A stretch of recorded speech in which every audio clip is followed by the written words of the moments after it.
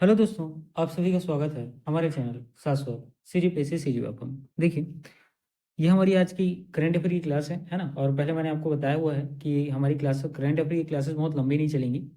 ठीक है, current affair को आधा घंटा 1 घंटा पढ़ने की कोई ज़रूरत नहीं है। ठीक है, पढ़े 10 से 15 मिनट पढ़ेंगे, इतना मोर देन इनफ रहेगा। ठीक है, और देखिए हमारे करंट अफेयर की क्लास से आप सीजी पीएससी, सीजी व्यापम,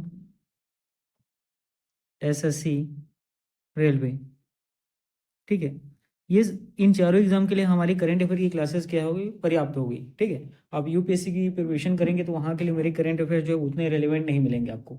ठीक है, क्योंकि याद रखिए कि इन सभी एग्जाम में जो करंट अफेयर आते हैं ये फैक्चुअल आते हैं। डायरेक्ट यहाँ पे क्या तो फैक्ट फैक्ट पूछा जाता है। ठीक है, तो चलिए कंटिन्यू करते हैं। देखिएगा, तो ये आपको याद रखना है कि जो प्रसार भारती है ना, जिसे ऑल इंडिया रेडियो आप लोगों ने नाम सुना होगा, आकाशवाणी, उसी तरह प्रसार भारती है। इसके जो सीईओ हैं, है ना, सीईओ, इनका नाम क्या है तो याद रखना है गौरव द्विवेदी जी। ठीक है, तो श्री गौरव द्विवेदी जी ये सीईओ हैं किसको, तो सीईओ है किसके, तो प्रसार भारती के। बस इतनी चीज आपको याद रखना है। ठीक है, अगला देखिए, अगला आपको याद रखना है कि रोमानिया एक देश है ना। तो रोमानिया में आप देखिएगा जो सेंट्रिस्ट लिबरल पार्टी, एक पार्टी है जिसका नाम क्या है, सेंट्रिस्ट लिबरल पार्टी। इसके नेता जिसके नाम है इली बेलोजन, ये रोमानिया के अंतिम राष्ट्रपति क्या है तो बन गए हैं। ठीक है, डायरेक्ट क्वेश्चन आपके पास आएगा कि रोमानिया के वर्तमान राष्ट्रपति कौन है या कौन रोमानिया के राष्ट्रपति बने हैं, उनके पार्टी संबंधी चीजें आपसे पूछी जाएंगी। तो याद रखना है रोमानिया में राष्ट्रपति बने हैं किस पार्टी के, तो सेंट्रिस्ट लिबरल पार्टी के। नाम क्या है तो इली बोलोजन। ठीक है, चलिए आगे बढ़ते हैं। देखिए, ये आपका अगला प्रश्न है।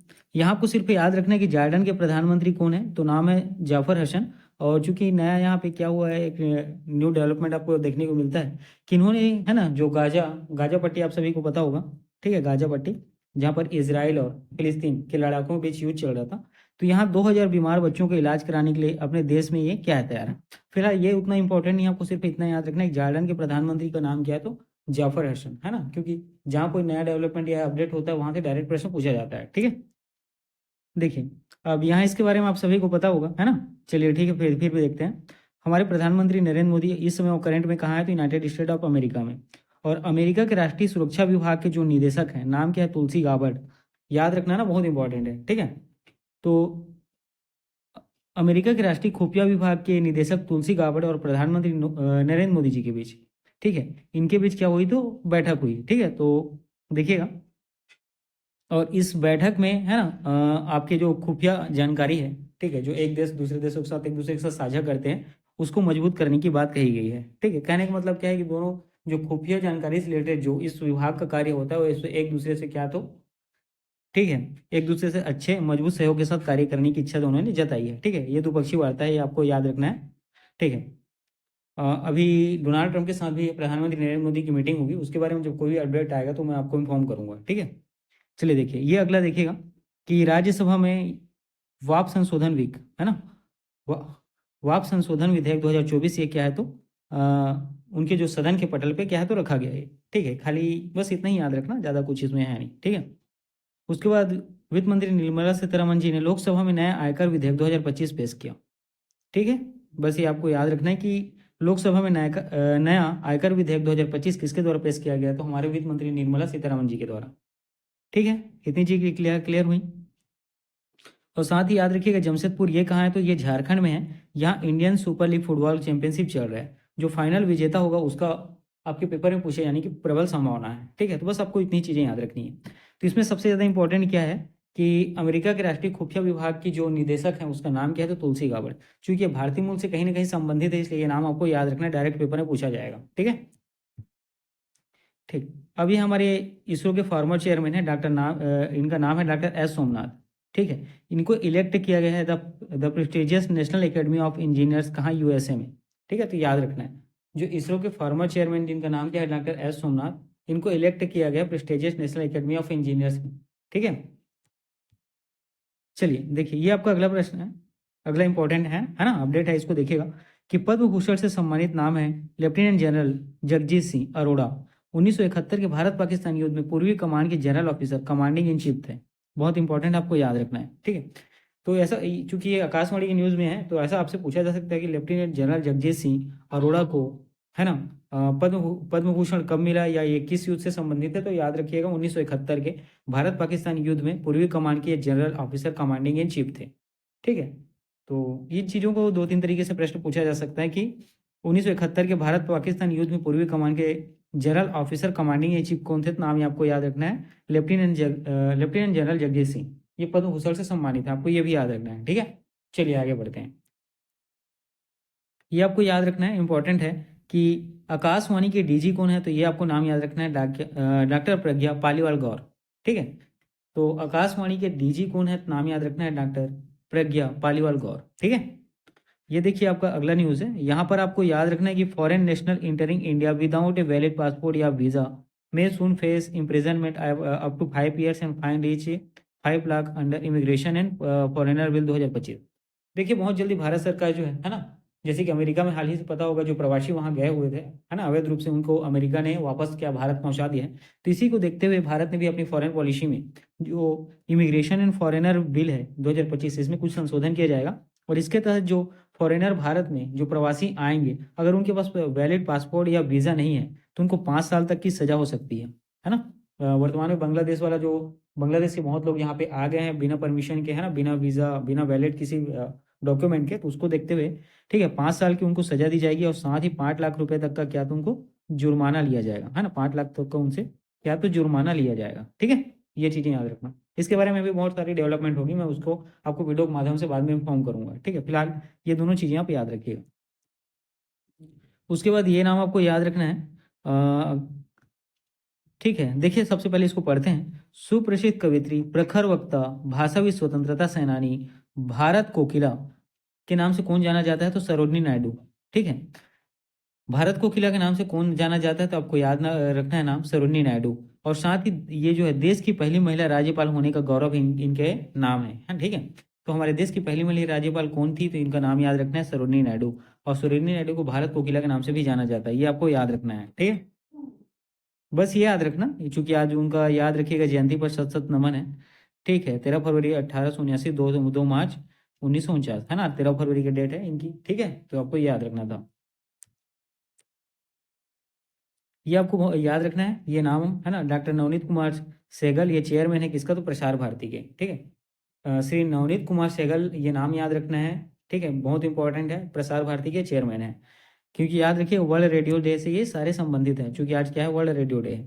ठीक है, अब उसके बाद देखिएगा आपको वाशिंगटन डीसी, अमेरिका के बहुत बड़ा शहर है। यहाँ प्रधानमंत्री नरेंद्र मोदी जो है अमेरिकी नेशनल इंटेलिजेंस के निदेशक तुलसी गाबड़ से यहाँ पर मुलाकात हुई। ठीक है, तुलसी गाबड़ से यहाँ पे क्या तो मुलाकात हुई, ये बहुत इंपॉर्टेंट है, आपको याद रखना है। ठीक है, तो वाशिंगटन डीसी में हमारे प्रधानमंत्री नरेंद्र मोदी और अमेरिकी नेशनल इंटेलिजेंस के निदेशक तुलसी गाबड़, ये नाम याद रखना है, इंपॉर्टेंट है। ठीक है, देखिए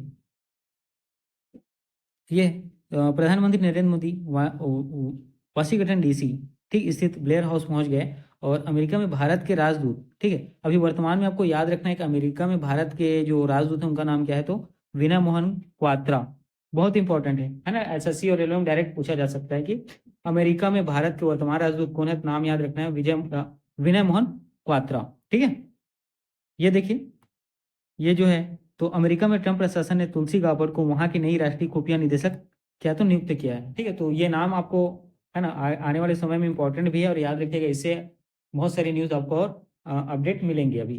ठीक है, देखिए ये याद रखना है कि चीन ने दक्षिण चीन सागर के गहरे पानी में पहले अंतरिक्ष केंद्र की निर्माण की स्वीकृति दे दी है। ये प्रश्न आपको डायरेक्ट पेपर में पूछा जाएगा। ठीक है, चीन ने तो पूछा जाएगा कौन सा देश है जिसने दक्षिण चीन सागर के गहरे पानी में पहले अंतरिक्ष के केंद्र के निर्माण की स्वीकृति प्रदान की है? तो वहां पर आपको यह नाम याद रखें, चाइना का।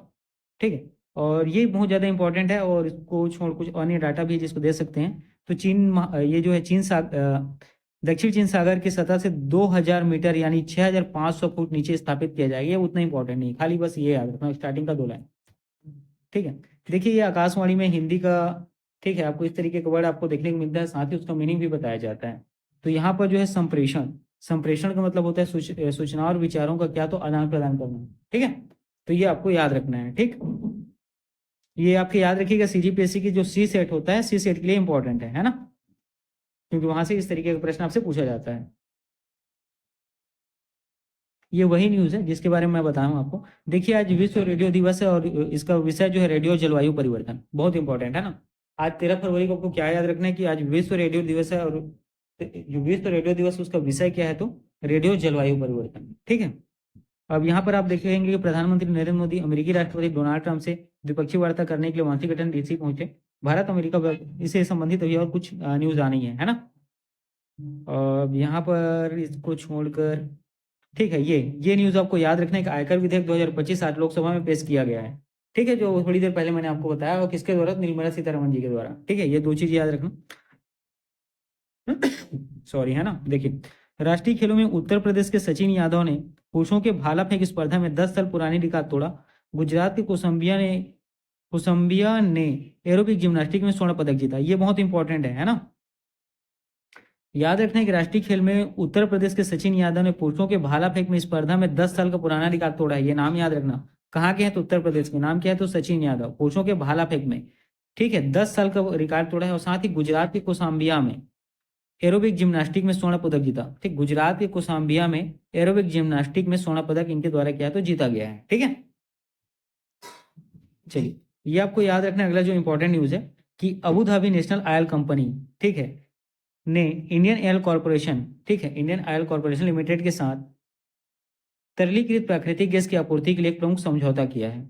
लगभग 9 अरब डॉलर का यह 14 वर्षीय बिक्री और खरीद समझौता अगले वर्ष शुरू होगा। ठीक है, तो याद रखना है कि Abu Dhabi national oil company, ठीक है, जो गैस की कंपनी है, गैस ने इंडियन ऑयल कॉर्पोरेशन लिमिटेड के साथ तरलीकृत प्राकृतिक गैस एलएनजी के आपूर्ति के लिए क्या तो समझौता किया है। किनके बीच हुआ, तो Abu Dhabi national oil company और इंडियन ऑयल कॉर्पोरेशन लिमिटेड के बीच। किसके लिए हुआ था, तरलीकृत प्राकृतिक गैस एलएनजी के लिए, है ना।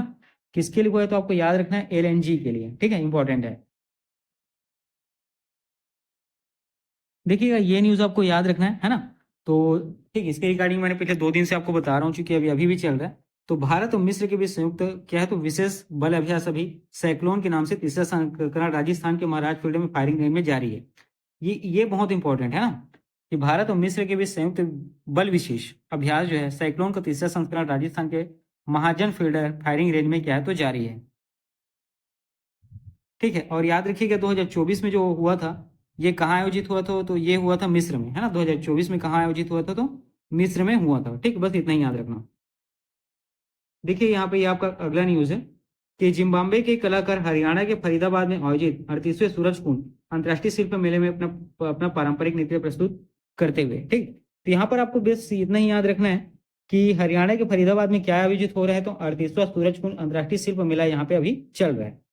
ठीक है, तो हरियाणा के फरीदाबाद में याद रखना है कि सूरजकुंड अंतर्राष्ट्रीय शिल्प मेला कहाँ आयोजित हो रहा है, तो हरियाणा के कहाँ, तो फरीदाबाद में। कौन से क्रम का, 38वें क्रम का।